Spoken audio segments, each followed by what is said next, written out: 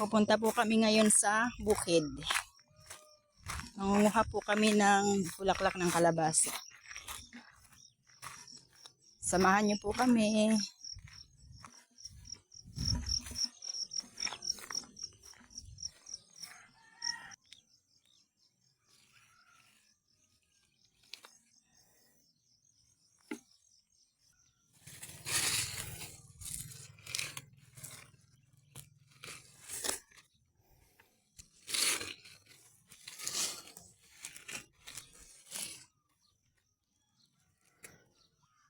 Bulaklak ng kalabasa fresh from the farm.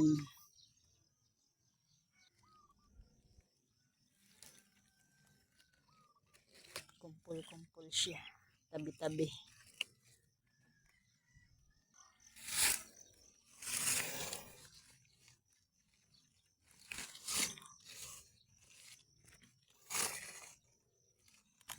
Libreng pang-ulam dito sa bukid. Ito po ang aking lahat ng nakuha. Uuwi na po ako sa bahay.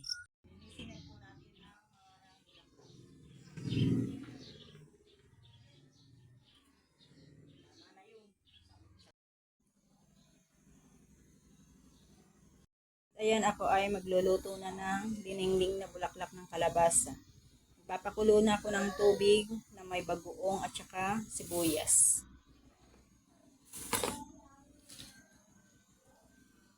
Lalagay ko na rin tong bulaklak ng kalabasa.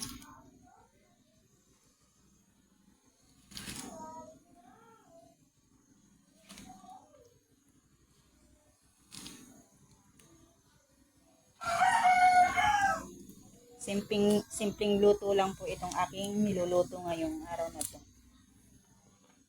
Ito po ang buhay namin dito sa probinsya.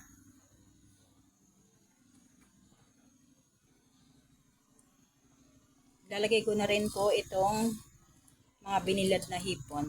Ito po ang aking isasahog.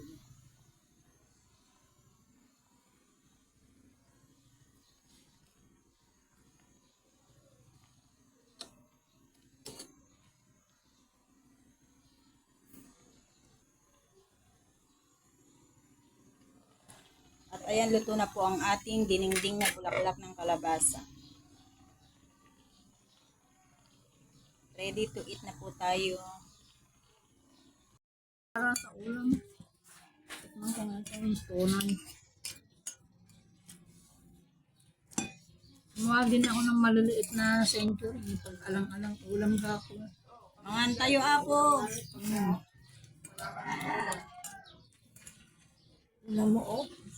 Agsida tayo ti, bulaklak ti kalabasa. Gano'n sa tulugan kagabi. Pinaypayan ako ng pinaypayan tatay mo. Nagkakating. Buong araw. Sarap. Sabaw lang ulam na. Kung mag-uulam kami ng bulaklak maga, hindi na natitirang sabi ko. Meron din tinda sa amin ng ganyan, kaya lang, parang hindi ko napipil yung iba yung talagang bagong pitas. Ayun eh, parang nakabako kung gano'n na.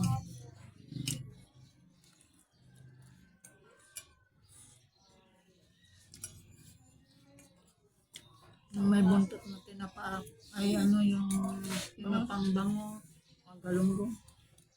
Niluluto natin.